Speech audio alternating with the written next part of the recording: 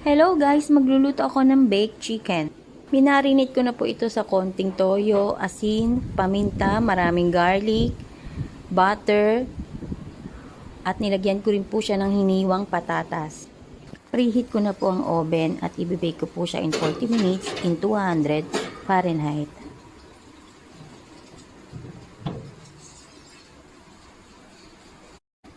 Ayan po, malapit na po siya maluto. And nag-brush din po pala ako ng konting oyster sauce sa ibabaw ng mga chicken wings and chicken thigh. After 40 minutes po, ayan na po siya. Lutong-luto na po. And next po, nagsaute lang ako ng konting mixed veggies in butter. Thank you for watching. Please react and share.